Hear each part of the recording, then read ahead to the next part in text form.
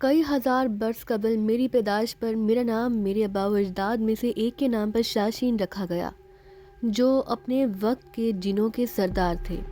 میرے قبیلے کا نام سمانتھن تھا اور میں سردار کا اکلوتا اور سرکش بیٹا تھا۔ ہمارا قبیلہ کوہ ہندو کش کے دامن میں آباد تھا، جہاں ہم جیسے اور کئی ذیلی قبیلے بھی موجود تھے۔ ہماری قوم ہمیشہ سے سختی سے انسانوں سے دور رہتی تھی۔ کی وجہ سے آبادی سے دور ہم قبائل کی شکل میں متحد تھے۔ میرا باپ انتہائی ضدی اور سخت گیر شخص تھا، جو اپنی طاقت کے نشے میں کسی کو کوئی اہمیت نہیں دیتا تھا، حتیٰ کہ لاکھوں برس سے چلتے چلے آنے والے اصولوں اور قوانین کو بھی۔ ایک لمبے سفر کے دوران میرے باپ کو انسانوں کی قوم کی ایک لڑکی پسند آ گئی، جس کا نام کشمالا تھا۔ کشمالا کا باپ ایک کاہن تھا اور آگ کی پوجا کرتا تھا۔ میرے باپ نے اس عورت کے جسم پر زبردستی قبضہ کر لیا اور اسے اپنے ساتھ قبیلے لا کر شادی کے بندھن میں باندھ دیا۔ ہماری قوم میں ایسا کبھی نہیں ہوا۔ ہماری نسل آگ سے پیدا کی گئی اور آگ ہی ہماری بقا اور فنا کا ذریعہ ہے، مگر میرے باپ نے ناممکن کو ممکن کر دیا۔ میرے باپ نے کشمالا سے شادی کرنے سے پہلے اس کے دماغ کو اپنے تسلط سے آزاد کر دیا، مگر وہ اس کے جسم پر قابض رہا۔ اس عورت نے میرے باپ کو قبول نہیں کیا اور بغاوت پر اتر آئی۔ دوسری طرف سارا قبیلہ میرے باپ کی مخالفت پر اتر آیا، مگر ہر جن اس کی لامحدود طاقت سے خوفزدہ تھا۔ کشمالا کا کاہن باپ، جو آگ کا پجاری تھا، اس نے میرے باپ اور قبیلے سے جنگ کی ٹھان لی اور ہمارے آباء و اجداد کی روحوں کو طلب کر کے ان سے مدد کا خواستگار ہوا۔ کاہن کی ریاضت اور اسے حق پر سمجھتے ہوئے ہمارے آباء و اجداد کی روحوں نے اس کاہن کو میرے باپ کا مقابلہ کرنے کے لیے شکتیاں دان کر دیں، مگر اس سب میں بہت دیر ہو چکی تھی۔ تب تک میرا باپ اپنی طاقت اور جادو کے زور سے اس عورت کو قابض کر کے اس سے شادی کر چکا تھا۔ آخر وہ دن نان پہنچا جس دن کا کاہن اپنے ساتھیوں کے ساتھ ہمارے قبیلے کے میدان میں آن پہنچا اور میرے باپ کو للکارا۔ قبیلے کے بزرگ جان چکے تھے کہ کاہن حق پر ہے اور اس کے ساتھ ہمارے آباء و اجداد کی آشیرواد ہے، اس لیے قبیلے کے زیادہ تر لوگوں نے اس لڑائی سے علیحدگی اختیار کر لی۔ میرے باپ کے ساتھ صرف اس کے چند وفادار تھے اور دوسری طرف وہ کاہن اور اس کے چند ساتھی۔ وہ لڑائی کئی دن چلتی رہی اور آخرکار میرے باپ اور اس کے ساتھیوں کی موت کے ساتھ ختم ہوئی۔ کاہن بھی اپنے زیادہ تر ساتھیوں کو کھو چکا تھا اور سخت زخمی اور قریب المرگ تھا۔ میرے باپ کی موت کے ساتھ ہی وہ عورت تو آزاد ہو گئی اور اس کاہن کے ساتھ واپس آ گئی، مگر کاہن اپنی زندگی ہار گیا۔ کاہن کے بعد اس عورت کا اس دنیا میں کوئی نہیں تھا۔ اس نے محبت کو چھوڑا اور دور ریگستان کے قریب جھونپڑی ڈال لی۔ اس سب میں اس کی ایک بچپن کی دوست اس کا ہر معاملے میں ساتھ دے رہی تھی، مگر وہ دوست اپنے شوہر اور خاندان سے خوفزدہ تھی اور چھپ کر سب کچھ کر رہی تھی۔ اس عورت کے پیٹ میں میرے باپ کی نشانی پل رہی تھی، جس سے وہ نفرت کرتی تھی اور چھٹکارا حاصل کرنا چاہتی تھی، مگر ہونی ہو کر رہتی ہے۔ وقت پورا ہونے پر وہ اپنی دوست کے ساتھ ریگستان میں چلی گئی۔ بچے کو پیدا کرتے ہوئے وہ عورت جان سے گزر گئی۔ اس کی سہیلی نے اسے اس ادھ جنے بچے کے ساتھ ریت میں دفن کر دیا اور وہاں سے بھاگ نکلی۔ شاید کہانی وہیں ختم ہو جاتی، مگر اس عورت کی لاش گہرائی میں دفن نہیں تھی۔ تیز طوفان نے ریت کو اپنی جگہ سے سرکا دیا اور اس کی لاش اور وہ ادھ جنا بچہ بھی ریت سے باہر نظر آنے لگا۔ فطرت نے بارش برسائی تو اس بچے نے آنکھیں کھول دیں، مگر ادھورے پیدا شدہ بچے کو اس ریگستان میں صرف موت مل سکتی تھی، صرف پانی اس کی زندگی نہیں بچا سکتا تھا۔ انسانی مخلوق کی دیکھنے کی حد 400 سے 700 نینو میٹر ہے، یعنی انسان اپنی آنکھ سے الیکٹرو میگنیٹک اسپیکٹرم کی وہی روشنی دیکھ سکتے ہیں جو 400 سے 700 نینو میٹر کے درمیان ہوگی، مگر دنیا میں اس سے ہٹ کر بھی بہت سی روشنیاں موجود ہیں، جیسے X ray vision, ultraviolet gamma rays وغیرہ۔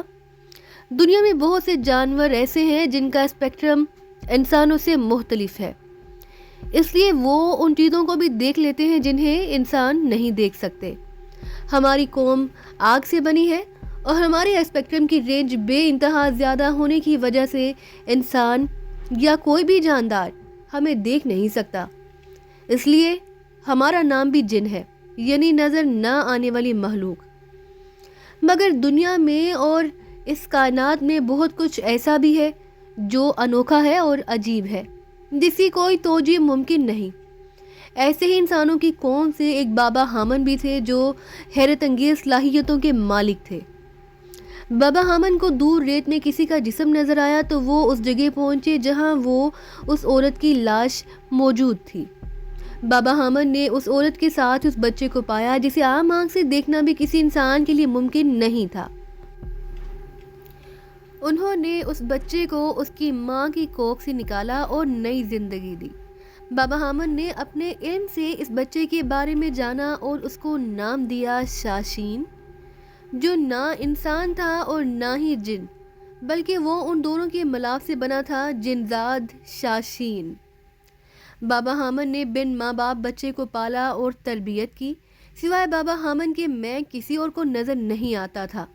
بڑا ہوا تو انہوں نے مجھے اپنی قوتوں کا استعمال سکھایا جو مجھے اپنے باپ سے وراثت میں ملی تھی۔ میں روپ بدل سکتا تھا، کسی کی بھی شکل اختیار کر سکتا تھا، انسانی شکل میں آ سکتا تھا، کسی کے بھی دل جسم پر قبضہ کر سکتا تھا، ہوا میں اڑ سکتا تھا۔ ان کے علاوہ بھی میں بے شمار طاقتوں کا مالک تھا۔ بابا حامن نے مجھے میری قبیلے کے بارے میں بتایا، میرا باپ، میری ماں، میرا خاندان۔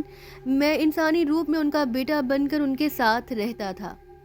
میرے ماضی کا ہر ورق انہوں نے میرے سامنے کھول دیا۔ میں جوان ہوا تو بابا حامن دنیا سے گزر گئے اور میں بھری دنیا میں اکیلا رہ گیا۔ اپنی زندگی میں بابا حامن نے بہت کوشش کی کہ میں اپنے قبیلے میں اپنے لوگوں میں چلا جاؤں، مگر میرا وہاں تھا کون جس کے لیے میں وہاں جاتا؟ حامن بابا کے گزرنے کے بعد میرا دل ہر چیز سے اچاٹ ہو گیا۔ انہوں نے زندگی بھر شادی نہیں کی اور مجھے سگے بیٹوں سے زیادہ محبت اور شفقت دی تھی۔ مجھے انسانوں کی سب سے ناپسندیدہ بات یہی لگتی تھی کہ وہ 50-100 سال بعد مر جاتے تھے۔ میرے بچپن کے دوست بابا حامن کے ملنے جلنے والے کئی لوگ مجھ سے جن سے انسیت ہو گئی تھی، آخرکار وہ بھی مر گئے۔ یہ فرعونوں کا دور تھا اور اب تک میرے سامنے کئی فرعون بادشاہت کی گدی پر بیٹھے اور چند برس گزار کر آخرکار فنا ہو گئے۔ بابا کے بعد میں مستقل انسانی شکل میں رہتا تھا تاکہ لوگوں میں گھل مل سکوں، مگر ہر 50-100 سال بعد مجھے پھر اپنی شکل بدلنی پڑتی تاکہ میں ان انسانوں کے سوالوں سے بچ سکوں جو میری زندگی کا حصہ بن جاتے تھے۔ اس دوران میں نے کئی لڑکیوں سے عشق لڑایا، مگر میرا حقیقی قد 9 فٹ سے بھی زیادہ تھا۔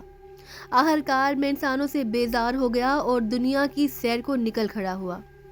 نیند کی میرے لیے کوئی حیثیت نہیں تھی اور میں اپنی مرضی سے ہفتوں مہینوں سوتا رہتا تھا، جاگتا تو مہینوں سالوں جاگتا رہتا تھا۔ زمانے گزرتے رہے، قبیلے شہر بنے، شہروں نے ترقی کی، منزلیں طے کرنی شروع کی۔ وقت گزرتا رہا، دنیا میں نت نئی ایجادات ہوتی رہی اور انسانی مخلوق ترقی کی نئی نئی بلندیاں طے کرتی رہی۔ ایک دن میں ملکوں گھومتا ہوا ملک نیپال پہنچا۔ پہاڑوں اور جنگلوں میں گھرا یہ ملک مجھے بہت پسند آیا اور میں نے یہاں پہاڑوں میں اپنا ٹھکانہ بنا لیا۔ میں نے رہنے کے لیے ایک غار چنا اور اپنی جناتی طاقتوں کی مدد سے اسے تراش خراش کر رہنے کے قابل بنا لیا۔ میرا دوسرا موجودہ ٹھکانہ کھٹمنڈو کا شہر تھا، جہاں ایک وسیع و عریض گھر میری ملکیت تھا۔ چیزیں خریدنے کے لیے انسان جو کاغذ کے ٹکڑے استعمال کرتے تھے وہ میں نے ڈھیر سارے جمع کر رکھے تھے، کیونکہ نادیدہ رہ کر کہیں پر بھی نقب لگانا میرے لیے بہت آسان تھا۔ ایک دن میں شہر میں نکلا ہوا تھا کہ مجھے رستے میں ایک انتہائی حسین و جمیل صورت نظر آئی۔ بڑی بڑی گہری جھیل سی آنکھیں، گلاب سے ہونٹ، ہوا میں لہراتی دراز زلفیں۔ میں نے اپنے علم کے زور سے جان لیا کہ اس کا نام سحر تھا اور وہ کسی بدھ بھشکوں کی بیٹی تھی جو وہاں کی کسی ٹیمپل میں اپنے باپ کے ساتھ رہتی تھی۔ میں نے رات ہونے کا انتظار کیا اور اس ٹیمپل میں پہنچ کر اڑتا ہوا اس کی کٹیا میں داخل ہو گیا۔ وہ بستر پر دراز تھی، اس کے برابر میں کچھ دور موجود دوسرا بستر خالی تھا جو شاید اس کے باپ کا تھا۔ میں اس کے قریب پہنچا اور جادوئی الفاظ ادا کر کے اس کے جسم میں داخل ہو کر اس پر مکمل قبضہ کر لیا۔ میرا ارادہ اسے اپنے گھر پر لے جانے کا تھا تاکہ اسے مستقل اپنے پاس رکھ سکوں۔ کسی انسانی جسم میں داخل ہونے کے بعد ہماری طاقتیں محدود ہو جاتی ہیں، کیونکہ ہمارا وجود سایہ بن کر انسانی جسم کا حصہ بنتا ہے۔ اس لیے اس انسانی جسم کے ساتھ اڑ کر ایک جگہ سے دوسری جگہ جانا یا اس جسم میں رہتے ہوئے بہت سی دوسری طاقتوں کا استعمال کرنا ممکن نہیں رہتا۔ میں نے اسے بستر سے اٹھایا اور کٹیا سے باہر جانے کے لیے قدم بڑھائے، مگر اسی وقت ایک بوڑھا اندر داخل ہوا جس نے گہروئے رنگ کا بدھ بشکوں کا مخصوص لباس پہن رکھا تھا اور اس کی آنکھیں شعلے اگل رہی تھی۔ بد کردار، بدماش، چھوڑ دے اس کا جسم اور چلا جا یہاں سے، بوڑھے بشکوں نے شعلے اگلتی ہوئی آنکھوں سے چیختے ہوئے کہا۔ میں اس لہجے کو سہنے کا عادی نہیں تھا، کجا کوئی انسان مجھے گالیاں دے۔ میں تن کر بشکوں کے سامنے کھڑا ہو گیا۔ تجھ میں ہمت ہے تو چھڑوا لے اس کا جسم بڈھے، میں تجھ سے لڑنا نہیں چاہتا۔ میرے تیور دیکھ کر بشکوں کی آواز اور لہجہ دھیما ہو گیا۔ تو اسے چھوڑ دے اور یہاں سے چلا جا بس۔ نہ میں اسے چھوڑ رہا ہوں، نہ تم مجھے میری مرضی کی بنا کچھ کرنے پر مجبور کر سکتے ہو۔ میری بات سن کر بوڑھے نے آنکھیں بند کی اور کچھ پڑھنا شروع کر دیا۔ میں مسکراتی نظروں سے اسے دیکھتا رہا، مگر اس بھشکو کو کمزور سمجھنا میری زندگی کی بہت بڑی غلطی تھی۔ چند لمحے گزرے تھے کہ مجھے یوں محسوس ہوا جیسے میرا سانس بند ہو رہا ہے۔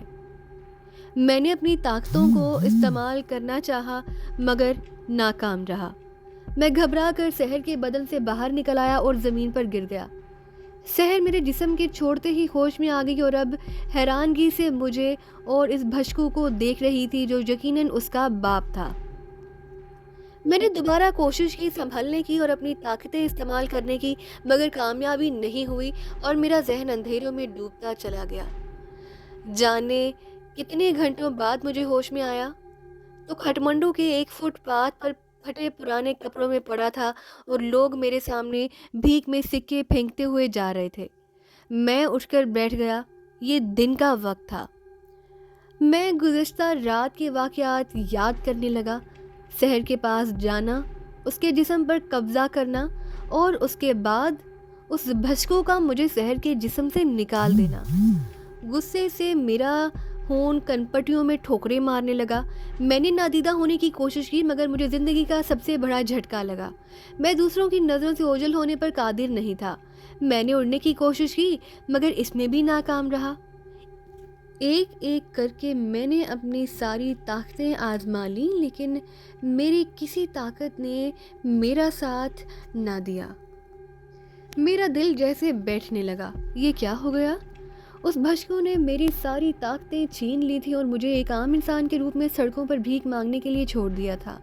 میں اپنی جگہ سے اٹھا اور ادھر ادھر بھٹکتا ہوا اپنے گھر کی طرف چل پڑا، جہاں نوکر چاکر سے لے کر روپوں پیسوں تک دنیا کی ہر آسائش موجود تھی۔ میں دروازے پر پہنچا تو مجھے ایک اور ذلت کا سامنا کرنا پڑا۔ دربانوں نے مجھے دھکے دے کر وہاں سے بھگا دیا۔ میں چیختا چلاتا انہیں اس گھر کی ملکیت کا یقین دلاتا رہا مگر انہوں نے میری ایک نہ سنی۔ یہ ماننے اور یقین کرنے والی بات ہی نہیں تھی۔ میرا حلیہ اور کپڑے لاکھ برے اور خراب ہوتے مگر نوکر اپنے مالک کو پہچاننے سے کیسے انکار کر سکتے ہیں؟ یہ گتھی بھی جلد ہی سلجھ گئی۔ بازار سے گزرتے ہوئے دکان کے شیشے پر میری نظر پڑی تو مجھے اندازہ ہوا یہ میرا وہ روپ نہیں تھا جو سحر کے جسم میں سمانے سے پہلے میں نے اختیار کیا تھا۔ اس کی جگہ ایک خوبصورت مگر مفلوق الحال اور کمزور چہرہ اور جسم میرے سامنے تھا۔ وہ بھشکو بہت شکتیشالی تھا۔ اس نے نہ صرف میری ساری طاقتیں چھین لی بلکہ میرا چہرہ، میرا جسم بھی بدل دیا تھا۔ اب میں ایک عام انسان تھا اور انسانوں کے روپ میں سب سے انسانی ضروریات میری زندگی کا حصہ بن گئی تھی۔ بھوک سے میری آنتوں میں بل پڑ رہے تھے مگر میرے پاس روپے نہیں تھے کہ میں کچھ خرید کر کھا سکوں، اپنا حلیہ بہتر کر سکوں۔ اس بھشکو نے مجھ سے بھیانک انتقام لیا اور مجھے در در کی ٹھوکریں کھانے کے لیے چھوڑ دیا تھا۔ میں جتنا سوچتا اتنا ہی میرا خون کھولتا مگر میرے اختیار میں کچھ نہیں تھا۔ भूख से मजबूर होकर मैं फुटपाथ पर बैठ गया और इंतज़ार करने लगा कि कोई मुझे भीख दे तो पेट का जहन्नम भर सकूं। भूख और कमज़ोरी से मेरा दिमाग माउफ हो रहा था। दोपहर हो रही थी जब चंद सिक्के मेरे पास जमे हुए। अभी मैं वहां से उठने का सोच ही रहा था कि एक शख्स मेरे पास आकर रुका। हुलिये से वो कोई शरीफ आदमी नहीं लग रहा था। काम धंधा क्यों नहीं करता कोई? शर्म नहीं आती भीख मांगते हुए? उस आदमी ने शर्मिंदा किया। अब मुझे शदीद गुस्सा आया, मगर मैं बर्दाश्त कर गया। कोई काम मिल जाए तो जरूर करूंगा भाई, मैंने गुस्से को दबाकर लजाजत भरे लहजे में कहा। चल फिर उठ, मेरे पीछे आ जा। वो शख्स मुझे सड़क किनारे बने होटल में ले गया और खाना खिलाया, ढंग के कपड़े दिलवाए जो मैंने एक हमाम में नहाकर तब्दील किए। उसके बाद वो मोटर में बैठकर शहर से बाहर एक मकान में ले आया। मकान आबादी से बहुत हटकर बना था और उस मकान में बस 2 जवान मर्द औरत थे, शायद मियाँ बीवी। उसने मुझे उन दोनों के हवाले किया और मेरा ख्याल रखने का कहकर वहां से चला गया। जाते जाते उस शख्स ने मर्द को कुछ रुपए भी निकाल कर दिए और शायद कुछ हिदायत दी, मगर दूर होने की वजह से मैं उनकी बातें ना सुन सका। मर्द का नाम निर्मल था और औरत का भाती। निर्मल उस शख्स के जाने के बाद कुछ ज़रूरी सामान लेने के लिए शहर की तरफ चला गया। अजीब शख्स था, अपनी हसीनो जमील बीवी को मेरे साथ जो बिल्कुल अजनबी था अकेला छोड़कर चला गया। मुझे वाकई हैरानगी हुई। मैं भाती को गौर से देख रहा था। भाती ने मेरी महवियत नोट कर ली। क्या देख रहा है नादीदों की तरह? औरत नहीं देखी पहले कभी? हजारों देखी है, मगर तेरे जैसा नमक पारा पहली बार देख रहा हूँ। कटारी से पेट फाड़ दूंगी। तेरा कुछ उल्टा सीधा सोचा तो भाती ने कमीज जरा ऊपर की। उसकी रान के साथ सच में एक चमड़े का कवर बंधा हुआ था जिसमें कटारी थी। मैंने भाती की आंखों में देखा जहां मुस्कुराहट थी। तुझे कटार की क्या जरूरत है भाती? तेरी तो नजरों के तीर ही काफी है किसी को भी घायल करने के लिए। इस पर तेरी बिजली जैसी मुस्कुराहट। शक्ल देखी है तूने अपनी? भाती ने नहरा दिखाया। औरत को मर्द की शक्ल से क्या लेना देना? मैंने मुस्कुराते हुए कहा। मेरी बात सुनकर भाती तीर की तरह मेरी तरफ आई। कटारी उसके हाथ में उचकी थी। मेरे कुछ सोचते या करने से पहले उसका तेज धार फल मेरी गर्दन पर टिक गया। भाती मेरे सामने सीना ताने खड़ी, कटारी मेरी गर्दन पर रखे खड़ी थी। मुझसे गंदी गंदी बातें मत कर, मर्द हर जाई होते हैं। तूने कुछ उल्टा सीधा सोचा ना तो इसी से गर्दन काट दूंगी। कभी कटारी से पेट फाड़ती हो, कभी गर्दन काटने की धमकी देती हो। पहले फैसला कर लो, पेट फाड़ना है या गर्दन काटनी है। मैंने भाती का हाथ हटाने की कोशिश की, मगर उसका हाथ अपनी जगह जमा रहा। तेरे साथ किसी ने धोखा किया तो उसका बदला सारी दुनिया के मर्दों का पेट फाड़ कर लेगी। निर्मल मर्द नहीं है क्या? वो तेरे साथ यही होता है, अब तक उसका पेट क्यों सलामत है? शोहर है इसलिए? नहीं।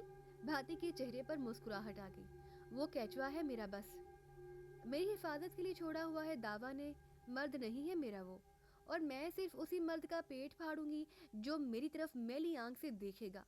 दावा कौन? मैंने हैरानगी से पूछा। अरे तू दावा को नहीं जानता जो तुझे यहाँ छोड़कर गया है? नहीं, मैं उसे नहीं जानता। मैं तो फुटपाथ पर भीख मांग रहा था, मुझे वहां से उठाकर यहाँ ले आया है। वो मैं तो आज से पहले जानता भी नहीं था उसे। भाती के चेहरे पर हैरानगी के तासुरात नजर आए तो उसने कटारी हटा ली और कमीज उठाकर वापस चमड़े के केस में उड़स ली। कुछ खाएगा तो बता। भाती ने मौजू बदल दिया। जो खाना चाह रहा हूँ वो तो खाने नहीं देगी। मेरी बात सुनकर भाती का हाथ दोबारा कटारी पर जम गया, मगर चेहरे पर मुस्कान थी। हाँ हाँ, मुझे पता है, मैली नजर से देखने वाले का तो पेट फाड़ देती है। तू दावा के हाथ कैसे चढ़ गया? बताया तो है, भीख मांग रहा था, वो उठाकर मुझे यहाँ ले आया। बकवास कर रहा है तू? भाती की आंखों में बेयकीनी थी। दावा जैसे आदमी किसी भिखारी के लिए अपना वक्त जाया नहीं करता, और इतने स्मार्ट फकीर भी अब आने लगे हैं मार्केट में। मुझे आज लता लगा। भाती मुस्कुराई। चल, बर्फ तो पिघली, तुझे स्मार्ट तो लगा कम से कम मैं। बाकी पेट वाली बात याद है मुझे, नहीं फड़वाना अपना पेट, बेफिक्र रह तू। मगर मुझे दावा का बता, कौन है, क्या करता है, कहाँ रहता है, और तेरा उससे क्या ताल्लुक है? सारे काले धंधे करता है दावा। लड़की, शराब, नशा, स्मगलिंग, जिस काम में उसे पैसा मिले, तो दावा का मुझसे क्या काम? मुझे हैरानगी हुई। तेरे गुर्दे बेचने होंगे उसने? भाती ने खिलखिलाकर कहा। क्या बकवास है, इस बात का क्या मतलब? मतलब जानी असलहा, शराब, नशे, पुराने धंधे हो गए। अब गुर्दे, फेफड़े, दिल, जिगर, आंखें सब बिकती हैं। इस धंधे में बहुत पैसा है। ये कैसे हो सकता है? मुझे यकीन नहीं आ रहा था भाती की बात का। दावा मेरा बड़ा लिहाज करता है, पर उसे पता चलेगा ना तो वो मेरा पेट फाड़ देगा। नहीं भाती, मजाक अपनी जगह, मगर मेरा वादा है तेरा नाम किसी मामले में कभी मेरी जुबान पर नहीं आएगा। मर्दों पर यकीन करना छोड़ दिया मैंने, पर फिर भी सुन, जहाँ गुर्बत बहुत ज्यादा है, सिर्फ यहाँ नहीं, जिन मुल्कों में भी गुर्बत ज्यादा है वहाँ ये धंधा अरूज पर है। दुनिया में बहुत से अमीर लोग हैं, किसी को आंखों का मसला, किसी को गुर्दों का, किसी को दिल का, किसी को जिगर का। वो लोग मुंह मांगी कीमत देकर ये अज़ा खरीदते हैं।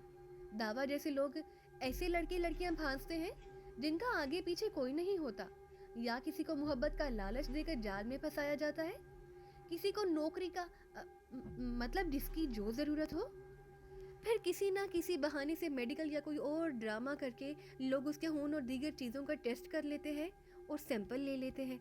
जब कोई डिमांड आती है तो ये बेहोश करके उसके अंदर से वो चीज़ निकाल लेते हैं जिसकी ज़रूरत हो, मगर एक चीज़ निकाल कर बाकी मर्द या औरत को भी ज़ाया नहीं करते। ये कोशिश करते हैं उसकी हर चीज़ काम में आ जाए। मैं 7 सालों से दावा के साथ हूँ। वो जहाँ अक्सर किसी लड़की या लड़के को छोड़ जाता है और चंद दिन बाद ले जाता है, उसके बाद वो कहीं नजर नहीं आते। तुझे ये सब कैसे पता चला? मैंने हैरानगी से पूछा। दावा की सबसे बड़ी बुराई दारू है। शराब पीकर वो अपनी माँ बहन को भी नहीं पहचानता। ऐसे ही मौकों पर वो अपने अंदर का गुबार निकालता है। और तो और ये सब कुछ जानकर भी उसके साथ है। हाँ तो किधर जाऊं फिर? कम से कम इज्जत से तो रह रही हूँ यहाँ। अकेली औरत को चीर फाड़ खाने वाले भेड़िए बहुत हैं। तो तेरा ख्याल है वो मेरे भी गुर्दे फेफड़े निकाल कर बेचेगा? अगर तूने मेरा पेट फाड़ कर ना निकाले तो मैंने मुस्कुराकर कहा, नहीं हो सकता। वो तुझे लड़कियां स्मगल करने के लिए इस्तेमाल करेगा।